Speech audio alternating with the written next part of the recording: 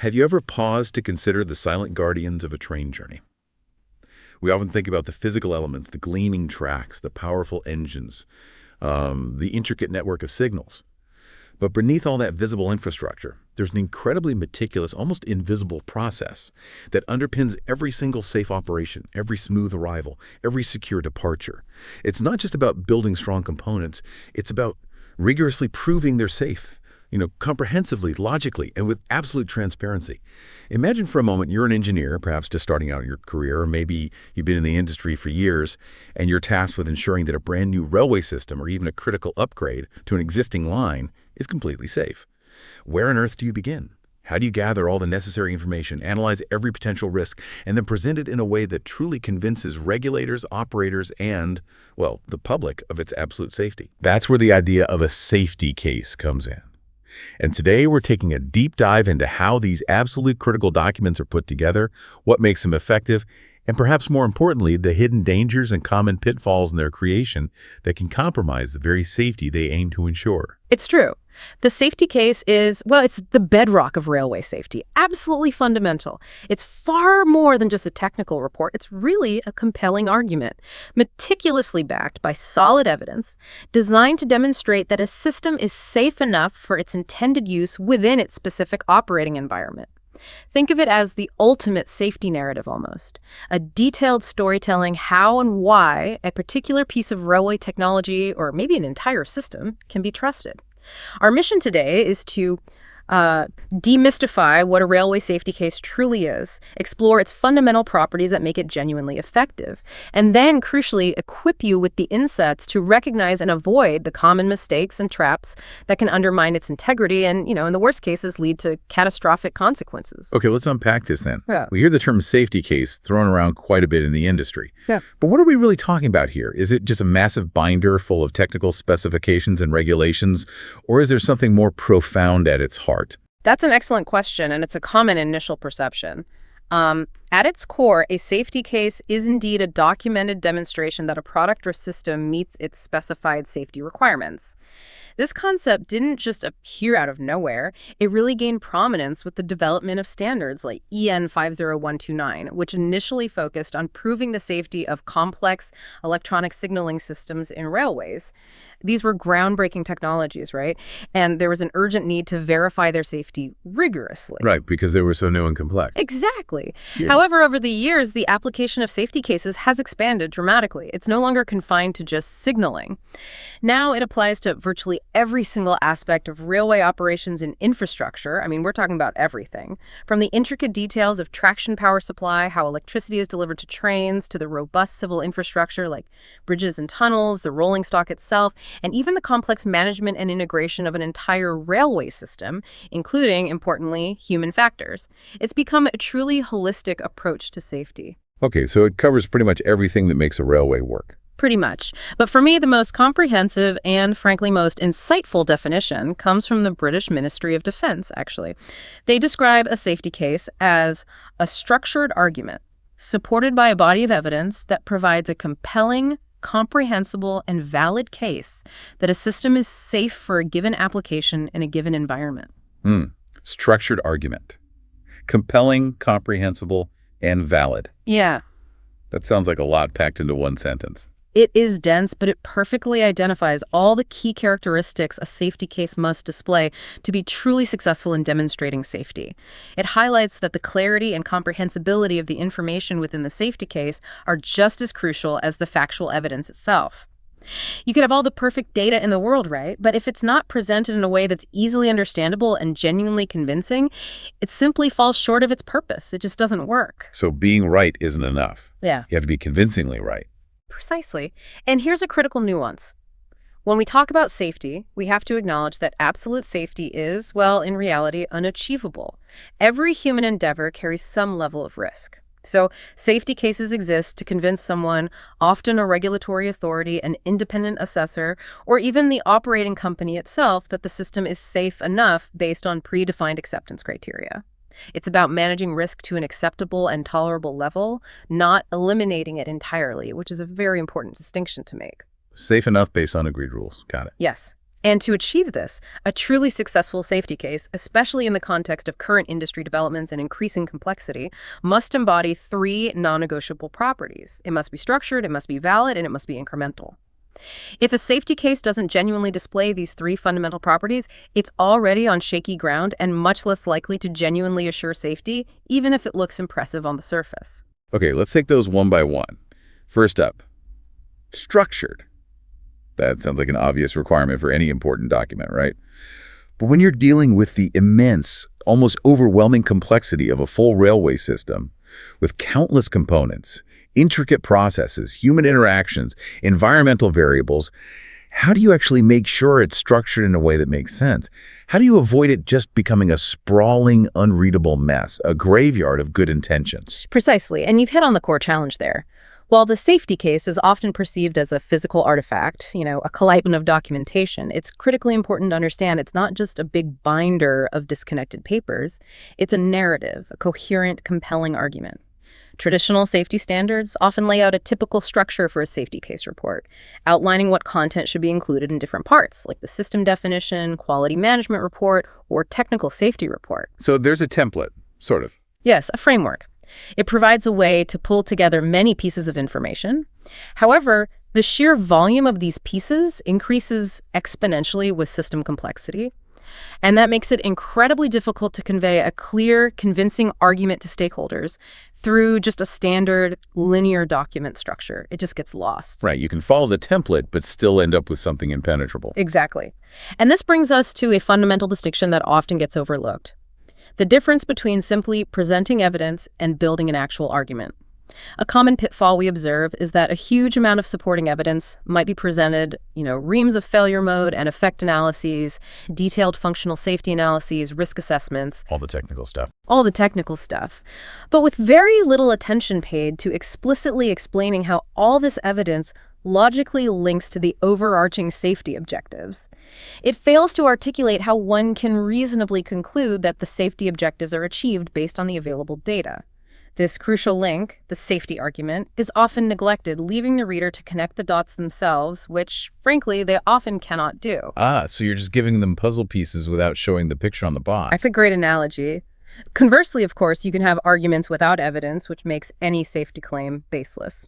Both are absolutely essential. They're two sides of the same coin, but the argument is the glue that holds it all together. So it's not enough to just dump all the data in there and hope for the best. You have to tell the story of how that data definitively proves your safety claim.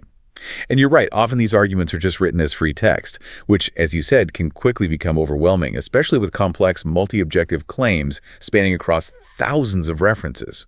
I can only imagine how navigating such a document, relying solely on a table of contents, would be an absolute nightmare, a real wood for the trees situation. It really is.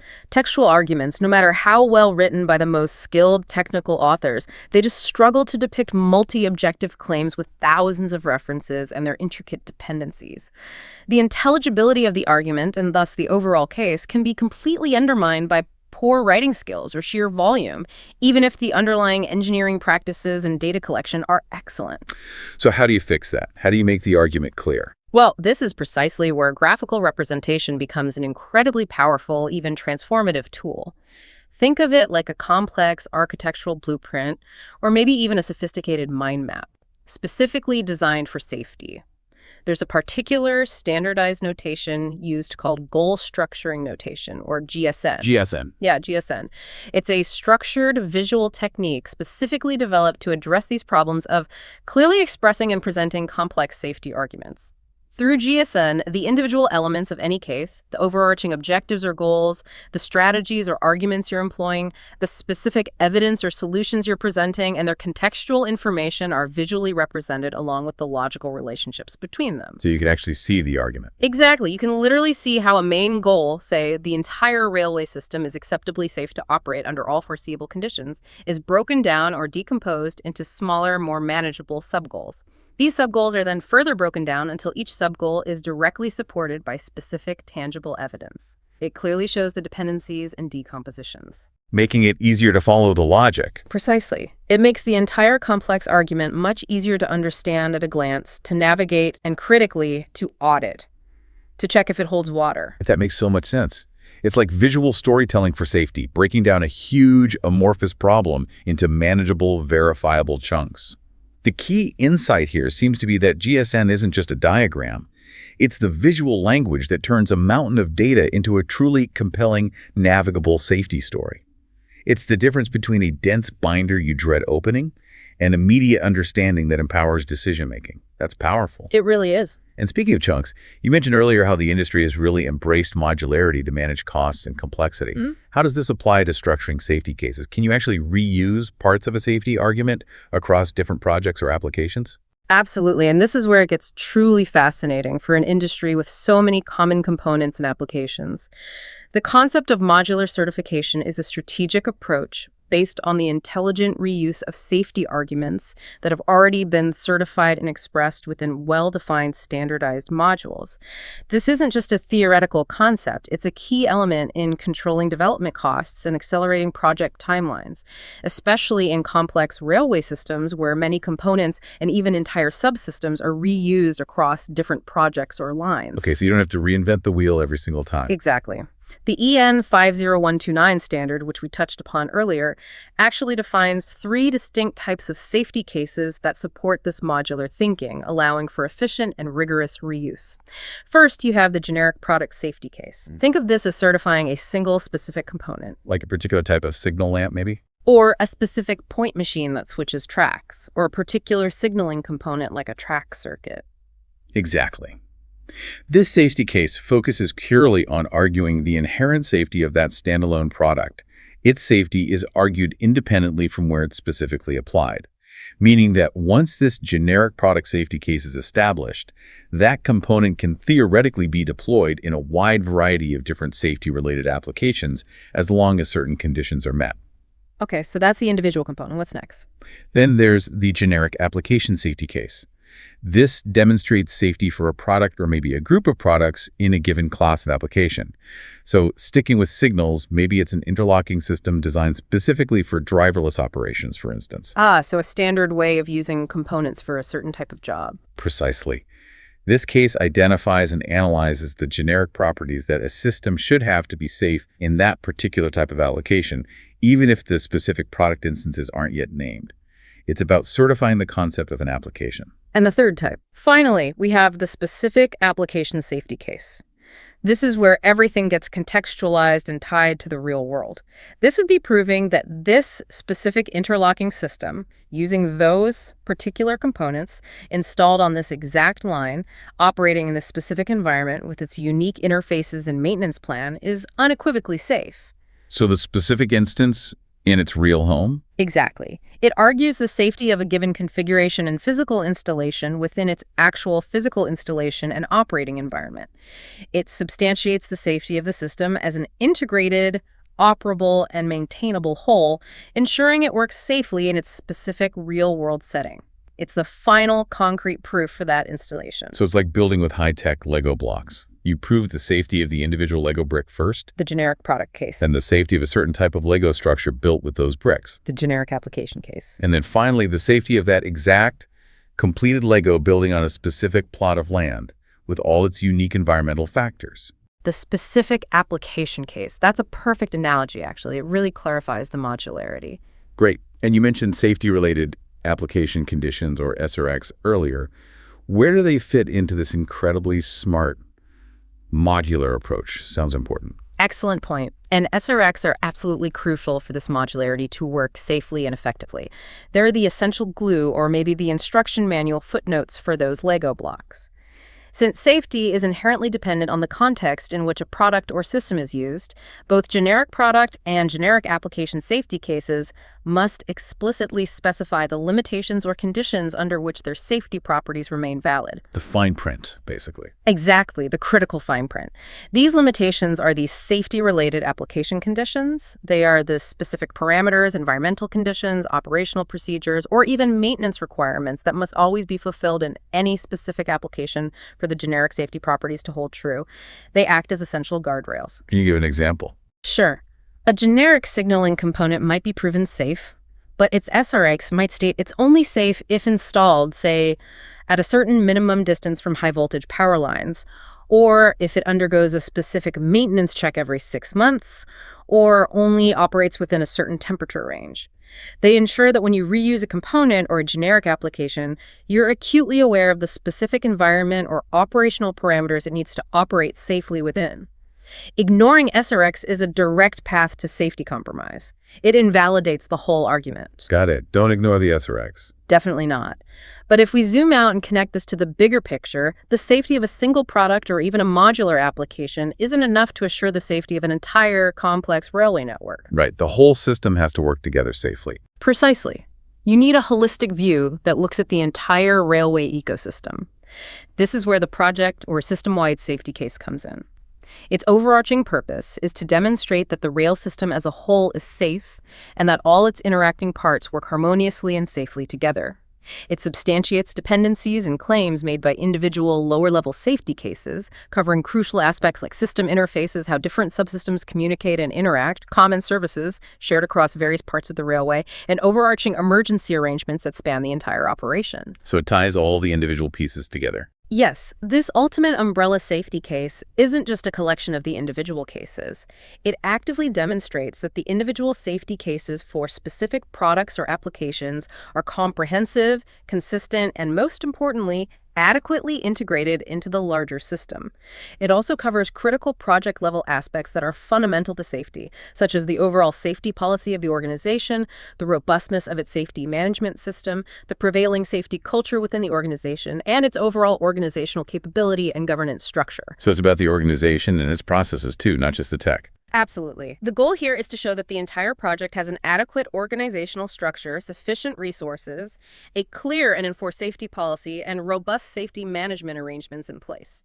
It should enable any reader, from a regulator to a new engineer, to understand the significance of key services, identify major hazards across the system, understand the most significant safety issues for the system as a whole, and clearly explain how those hazards are controlled and why the top risks are deemed acceptably low. It's the grand narrative of safety for the entire enterprise. That makes perfect sense. It's the ultimate umbrella, pulling everything together and ensuring the forest is safe, not just the individual trees. It's about understanding the complex interplay.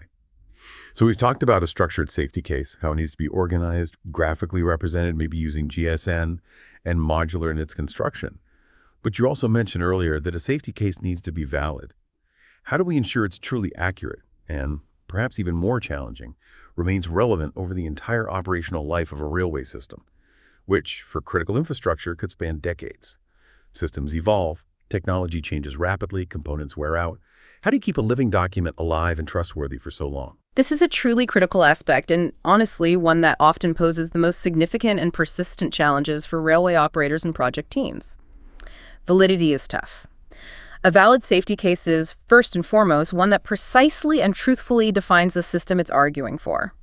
It's not just a superficial list of features. It requires an exact, current definition that includes key elements like highly detailed functional and safety requirements, comprehensive and up-to-date design documentation, and accurate application documentation that reflects the as-built, as-maintained reality. Requirements, design, and application docs all have to match the real thing. Yes, these three elements are deeply interdependent, and their absolute consistency is vital for truly assuring safety. The crucial role here, the unsung hero maybe, is played by robust configuration and change management. Version control for safety. Exactly. Think of it as meticulous version control, but on a massive scale for safety.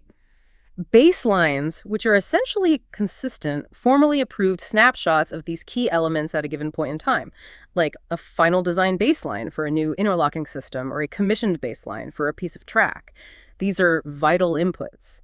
Equally important is the precise status of any pending changes or modifications to the system or its documentation. You need to know exactly what version you're talking about and what's changing. Precisely. Without rigorously managed baselines, a clear understanding of what version of the system the safety case refers to, and a transparent status of changes, consistency is almost certainly lost.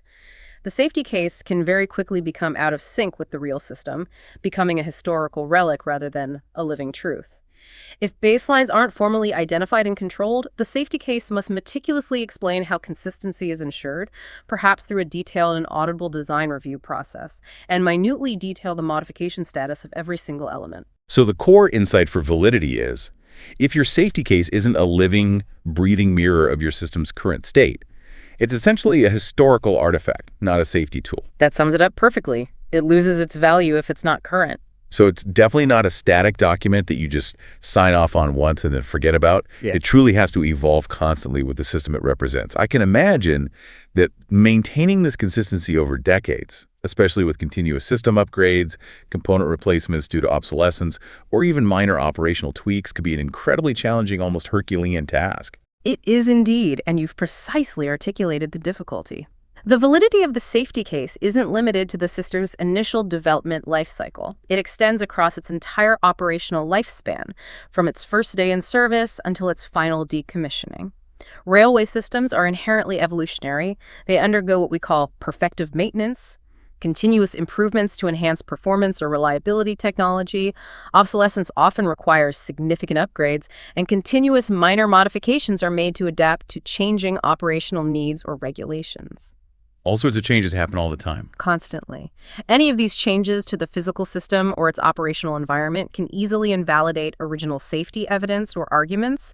This means the initial safety claims might no longer be supported because they reflect old development artifacts, assumptions, or operational contexts that are no longer valid. So modifications to the safety case throughout the system's lifetime are not just inevitable, they are a fundamental requirement for maintaining validity. It has to keep pace. But that sounds expensive and difficult to manage. Yeah. It is, and this is a widespread problem.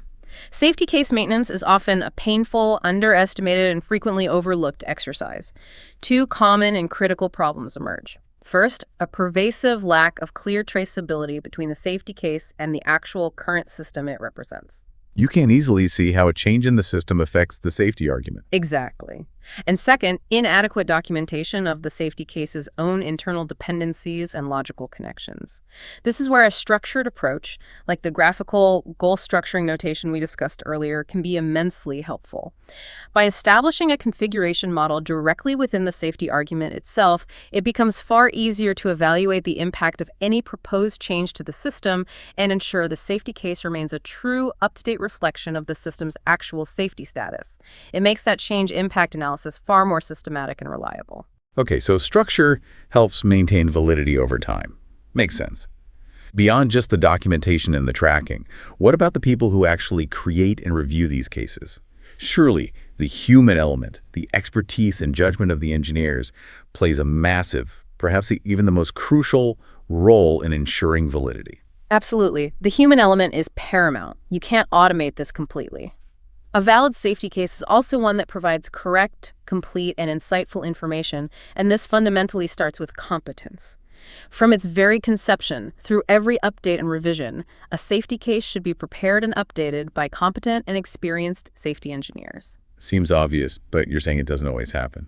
Unfortunately, yes. There are far too many instances where safety case development is assigned to junior professionals with insufficient practical experience of railway operations. Or maybe it's outsourced to external consultants who, while theoretically knowledgeable about safety standards, may have little practical understanding of actually designing, operating, or maintaining the specific system in question. So they know the rules, but not the reality. Precisely. This disconnect between theoretical knowledge and practical, on-the-ground application can lead to cases that look technically perfect on paper, but miss critical, real-world insights, operational nuances, and inherent risks. They lack that gut feeling of experience sometimes. So how do you prevent that? Well, multidisciplinary review is paramount. Since a safety case is a complex synthesis drawing on the outputs of many different engineering processes like configuration management, requirements engineering, quality assurance, human factors analysis, maintenance planning, its review must also be multidisciplinary. Key specialists from various fields, mechanical, electrical, civil, software, operations, maintenance, should rigorously review the aspects related to their specific scope and expertise. Get lots of different expert eyes on it. Exactly. This can be achieved through a dedicated safety case review panel, a specific interdisciplinary review process integrated into the project lifecycle, or as an embedded part of broader project reviews. This ensures that a diverse set of expert eyes examine the case from every conceivable angle, catching oversights, inconsistencies, or assumptions that a single discipline might miss. It's about bringing varied perspectives to challenge the argument robustly. Makes sense. And what about verifying the safety work itself? Yes. Another fundamental piece supporting the safety case's validity throughout its life is comprehensive safety verification. Verification, in the broader sense, is the rigorous activity of determining, through analysis, inspection, and rigorous testing, that specified requirements are met and that outputs fulfill inputs at each lifecycle phase. Safety verification specifically concerns the safety lifecycle activities themselves, ensuring that for each phase, the inputs, the outputs, and the processes used to transform them are all correctly aligned with safety objectives. So, checking the checkers, in a way. Sort of, yes. Ensuring the safety process was followed correctly. One typical failure we constantly see is a pervasive lack of documented safety verification arguments within the safety case itself. Or there's a common misconception that safety verification only means verifying the system safety requirements, like does the brake system stop the train in time, rather than the safety activities themselves, like was the brake system designed and installed according to the safety plan. Ah, I see the difference. You have to verify the process, not just the final product. Exactly. This undermines the credibility and robustness of the entire safety case and, as a direct consequence, poses a significant threat to the system's actual safety. It's not enough to say you did the work, you have to prove you verified the safety of the work. So it's not just about proving the system works, but about rigorously proving that the safety processes used to design, build, and operate that system are themselves sound, documented, and consistently applied. That's a subtle but absolutely critical distinction. And you've alluded to this idea a few times now, that the safety case is a living document that evolves. So let's talk about the third key property, an incremental safety case. Does that mean you just write it once at the very end of a project, almost like a final report? Or is it something you build up over time, piece by piece, as the project progresses? When does it truly begin, and when does it reach its final state? That's a perfect lead-in to a concept that has truly revolutionized how the industry approaches safety. It's a big shift in thinking. Historically, there was definitely a tendency to view the safety case as a final, summative document created at the very end of a project, just box ticking before handover. However, the industry has increasingly and wisely recognized that safety case preparation is not a last-minute activity. On the contrary, modern safety standards and local regulatory authorities now often explicitly require the incremental development and presentation of the safety case at each major project milestone, right up until the system is fully handed over for long-term operation and maintenance. Well, it grows with the project. Exactly. It's an integral, ongoing part of the system's entire life cycle, a continuous narrative of safety being built and confirmed. While variations certainly exist between different regulatory domains and specific project types, there are common safety case stages that reflect this essential incremental approach. Think of it like building a house, where you have inspections at different critical phases. You wouldn't wait until the house is finished to check the foundation or the plumbing, right? No, that would be crazy. You check as you go. It's the same principle. It's about building a layered argument, adding detail, refining analysis, and gathering evidence as the project progresses, providing a growing confidence in safety at each step. Okay, so what are these typical stages? Well, the first, and often underestimated stage, is typically the preliminary safety case. This is prepared and submitted after the requirement specification phase is largely completed. But the design isn't done yet. What's the point? You might wonder about its immediate value, yes. Detailed design isn't available, so detailed safety analysis might seem impossible. However, the preliminary safety case is hugely advantageous. It serves as a skeleton for the future safety argument, setting the stage and defining the scope for all future evidence gathering. It forces early thinking. It also enables crucial early discussions with regulators, independent assessors, and other key stakeholders, allowing for early alignment on safety goals and methodology. Get everyone on the same page early. And crucially, it can identify existing constraints or critical assumptions that need to be managed throughout the project, which is especially important in situations like upgrading an already operational railway where you have existing limitations you have to work around. So it sets the direction and flags potential issues early. Makes sense. What's next? Next, generally we have the design safety case, sometimes referred to as the intermediate safety case. This is produced after the detailed design is largely completed and initial validation activities like design reviews or preliminary simulations have taken place. This case demonstrates, with significant detail, how specific design decisions ensure acceptable risk. It provides detailed system architectures, outlines the chosen technologies, and confirms the rigorous application of relevant design codes and standards. So this proves the design should be safe before you build it. Precisely. It's fundamentally about showing that the detailed design proposal will meet the safety objectives, providing confidence before construction or installation even begins.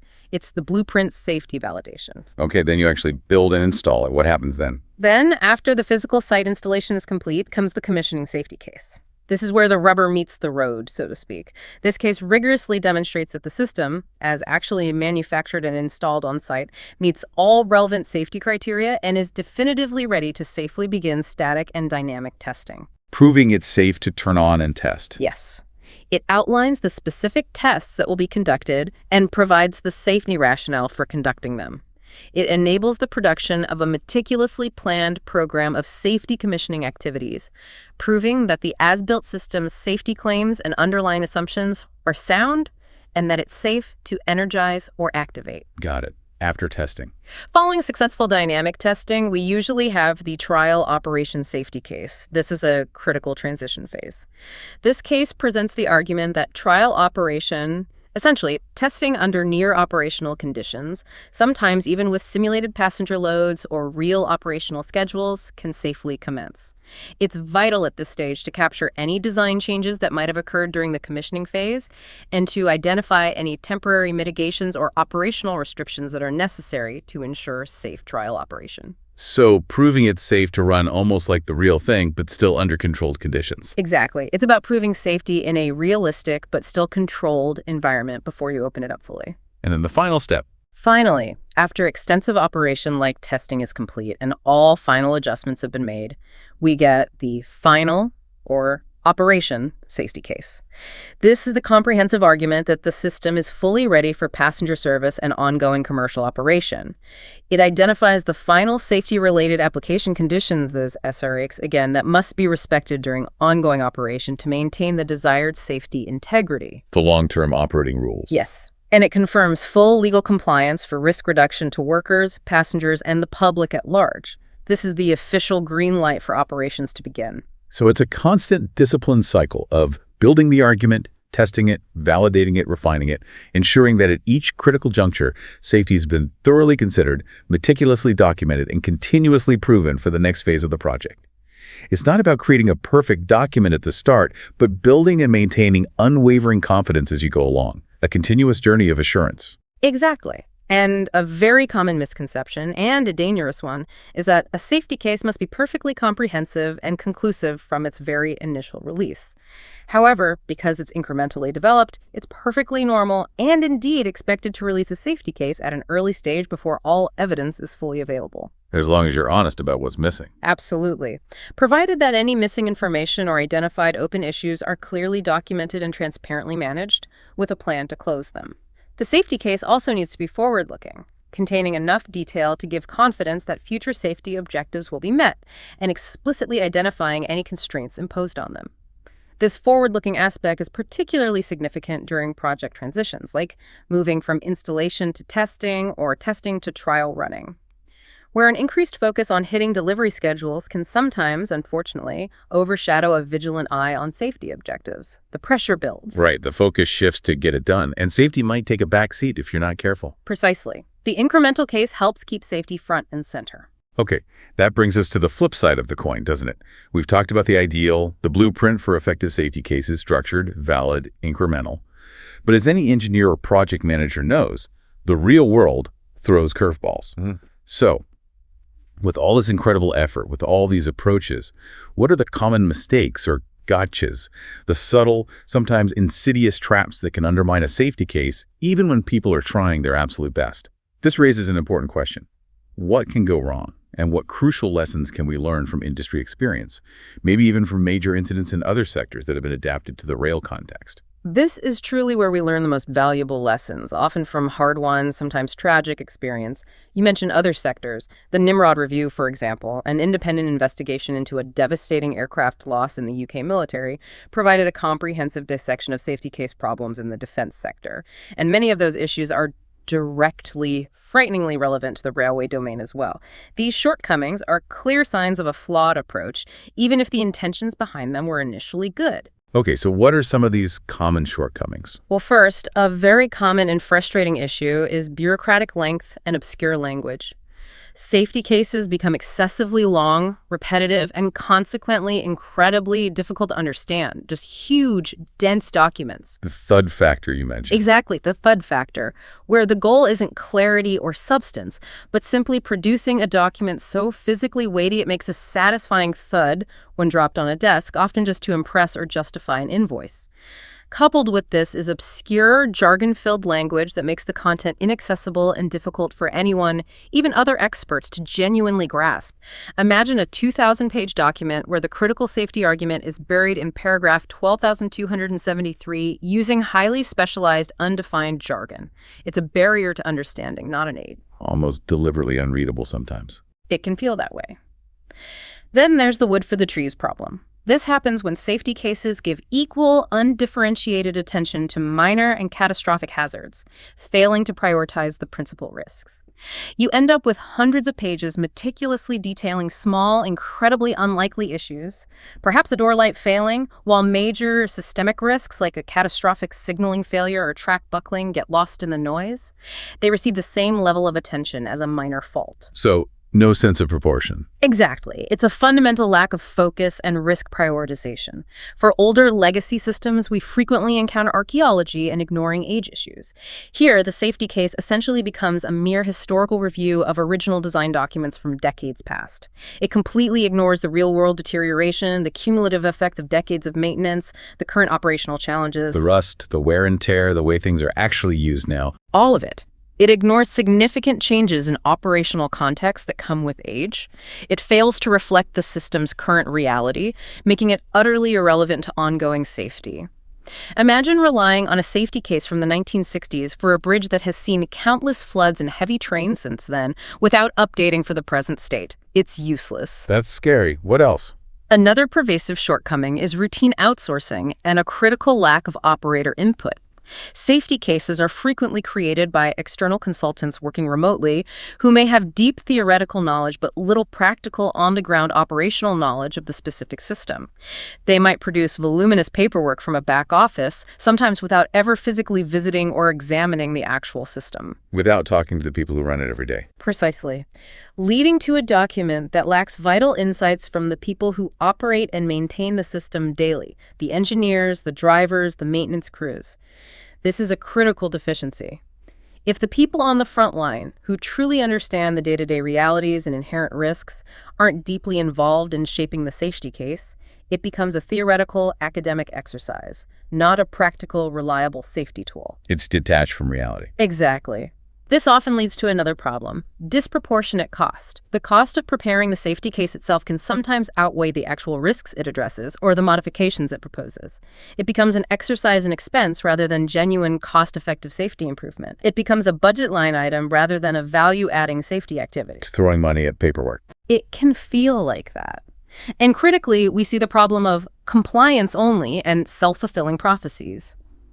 Some safety cases are created merely to check a regulatory box, following a mechanical format and template without genuine critical thought, just filling in the blanks. They often aim to prove the system is safe from the outset, rather than rigorously examining potential hazards and asking fundamental, challenging questions about why a system might be unsafe. Starting with the answer they want. Yes. They become designed to give the answer the customer or designer wants, which fatally undermines their integrity and purpose. It's safety by assertion, not by argument. On the result. Well, what's truly tragic is when they become not living documents or shelfware. Once completed, they simply gather dust on a shelf, inaccessible, unread, and ultimately useless to the frontline personnel who could actually benefit from them, who could use them as a guide for operations or maintenance. They fail as a dynamic, ongoing tool for hazard management. So they're useless once they're finished. Effectively. Audits, too, can miss the mark here, often focusing heavily on process rather than substance. Checking if procedures were followed meticulously, but missing whether the actual safety argument is robust, convincing, and truly assures safety. Did you do the process? Yes. But did the process actually make it safer? That's the real question, and it often doesn't get asked hard enough. Wow, those are some stark warnings. It sounds like many of these shortcomings stem from a fundamental mindset that views the safety case as a bureaucratic hurdle or a necessary evil, rather than a genuine vital safety assurance tool. What about more subtle traps, the insidious mindsets or approaches that can quietly but fundamentally compromise the safety case from within? You're absolutely right. These shortcomings often reveal deeper underlying traps in how people conceptualize and approach safety cases. These are more about mindset. One of the most insidious is the apologetic safety case. This is where uncomfortable truths about the safety or certifiability of systems are consciously or unconsciously avoided, glossed over, or deliberately downplayed. Trying to explain away problems instead of fixing them. Exactly. It's an attempt to justify existing flaws or less than ideal situations rather than genuinely addressing them. You might see phrasing like, System X doesn't quite work as intended in this specific scenario, but it's acceptable because of these 3 unproven assumptions. Rather than facing the often economically or politically uncomfortable option of a redesign or a fundamental operational change, it's a form of collective denial, where the safety case becomes a tool to rationalize, not to assure. That sounds dangerous. It is. Then there's what I call the document-centric view. Here, the primary goal for the team, or even the organization, becomes simply producing a document, a physical artifact, rather than producing a compelling, robust safety argument that genuinely enhances safety. Organizations can spend vast sums of money to create a thick, impressive-looking document that, despite its volume, offers no real safety benefit, nor does it truly convince anyone of the system's safety. The paper becomes the point, not the safety. Yes, the physical artifact, its existence, becomes the objective, not the underlying safety assurance. It's a classic case of form over function. Closely linked to this is what we observe as the approximation to the truth. This involves ignoring rough edges, overlooking minor inconsistencies, or making claims that aren't fully supported by the available evidence. Cutting corners in the argument. Sort of. For instance, a beautifully presented graphical notation diagram might claim that all identified hazards have been acceptably mitigated and then direct the reader to a massive, unmanageable hazard log. But in reality, the mitigation argument is far more complex, has unresolved issues, or relies on untested assumptions. It's a superficial completeness, a polished veneer that hides underlying uncertainties. You're being sold a simplified, almost fictionalized version of reality. Not the whole truth. Not the whole truth. We also unfortunately see prescriptive safety cases. These become highly routine, almost a fill-in-the-blanks exercise, leading to a parade of superficial detail that may seem superficially compelling, but utterly fails to amount to a genuine, compelling safety argument.